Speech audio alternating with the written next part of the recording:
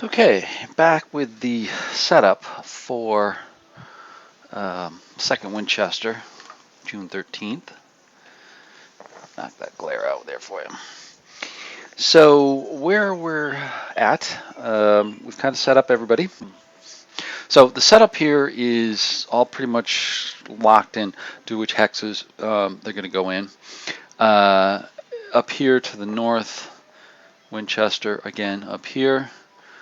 Most of the Union is set up here with their reserve. Milroy up here, Elliott here with his command, with his part of his command and his cavalry, all guarding the toll house, this hill. There is some earthworks. I just noticed I didn't put the counters on for those. I've got to put earthworks up here, or actually breastworks that are actually earthworks. So we'll get that on there, not a big deal. The Union is, again, holding up here. This is kind of their reserve position up here. Then, if we shift over here, we can see their main line position, and we're going to duck that glare out of there for you. So their main defensive line, and I've just put the individual regiments in here. I didn't break them down. I may go for breakdowns afterwards. We'll see. But we have 123rd Ohio here, 87th Pennsylvania, and then we have Ely with a various sets of units.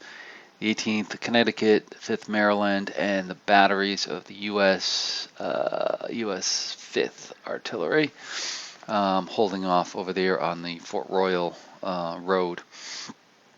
So they're going to kind of flank out like this. We also have a couple of cavalry spying right here on the road over there. They're not going to be able to see too much as the train over here is a little low where Ewell is coming on. They won't see much until he gets farther up the road, but they could be used to disrupt there as well. So we'll have to see about that. I do have way over here. There we go. I do have Ewell set up.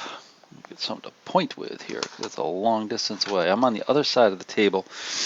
I know I should have set it up the other way around because I think most of the combat's going to be over there. But I should be able to maneuver around here. In fact, I'll just walk over here and point this out. So over here we have Ewell moving up the road this way, or ready to move up the road over here. We'll have more reinforcements over here, and then way off camera here to the left, coming on here as well. So the other side will start to have more action as the turns move along there. So in terms of strategy, as I said, this I'm considering a meeting engagement, even though the Union are as well entrenched. I shouldn't say well entrenched, but they have the forward positions, and Ewell is the one who's maneuvering. But the Union does not have a lot of units, and they need to maximize that as time goes on here. So I think from the Confederates, I think it's going to be just a straight push from all the entry hexes, starting over here, just off the board, and moving up Front Royal Road, maybe even splitting off and going up here to try to push them off of there, and push towards Winchester and their goals towards Winchester. We will have, in the next turn, we will have units from Williams and Jones coming in, as well as Herbert coming in over here, and they'll move up towards Kernstown, and then we'll have Early coming in here as well, and I forget, Gordon may be with him, and then Hayes is coming up off camera over here to the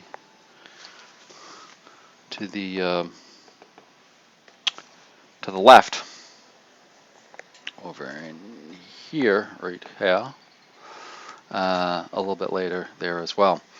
So that's a little bit of the overview, and I think, like I said, they'll just push right up the individual roads and try to take the hexes and try to eliminate some units and cause not cohesion problems, but ineffectiveness problems for the brigades and and Milroy's division.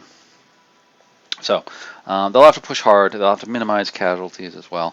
For the Union, it's going to be kind of hit and run tactics. I think they'll kind of be defensive as much as possible, and then slowly fall back, hopefully holding ground as much as they can over time. But a lot of times they're going to be out of command because they're stretched so far. So they're not going to have as many activations as I thought, because they'll probably be reduced by being out of command. But we'll see how it goes. We'll see how it plays out. 7 turns to get the most victory points and to potentially get into Winchester or defend Winchester. So with that will end my introduction for this, and I'll get on to first turn and start going through and give you a new video on that. So thanks for watching. 160th playthrough. It's Death Valley, Battles for the Shenandoah. It's the expansion pack, 2nd Winchester, the roads to Gettysburg. So thanks for watching. Have a great day. Hello and welcome back to 160th playthrough of the Battle of 2nd Winchester using Death Valley and the expansion for Death Valley, Battles of the Shenandoah. So we're on to turn 1, and just wanted to bring you up to speed where we are with everything. So turn 1 was pretty straightforward. The Confederates were entering the board way over here, focusing in on this over here right now. Entered a board right here. They're set up right here. Basically just came on.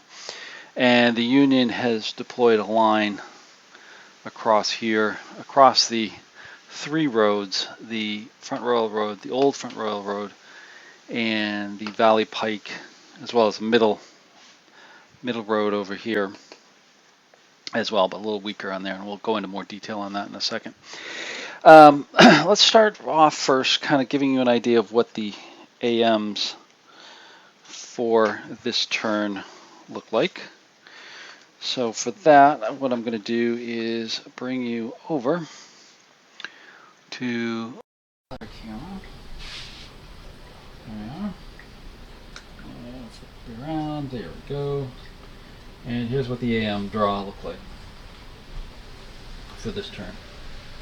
So what we had is, in terms of activations, we had 2 for Confederates for the efficiency, and 3 for the Union, which meant Johnson got 2 AMs because he doesn't have any modifier for it. And then Milroy had 3, but he has a modifier +1, so there's actually 4 of them available. And because everybody was in command, everybody would be able to use them. Now this is the actual order that the commands came out. We had Johnson, Johnson, Milroy, Milroy, Milroy, Milroy. So Johnson got a chance to move everything first, and Milroy got a good chance to react with all 4 of his AMs to swing units around. And that's why, from my first shot that I showed you over there, that's why Milroy was kind of arranged in a fairly decent defensive position across the roads there, because they were able to move forward. And if I swing it back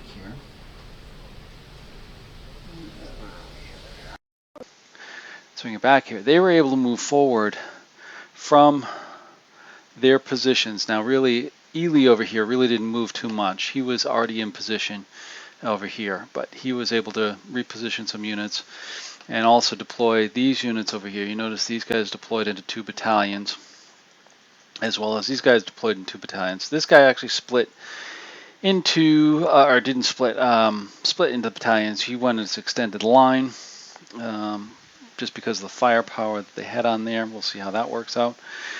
Ely repositioned his guns on a better plateau position to kind of cover these guys up here.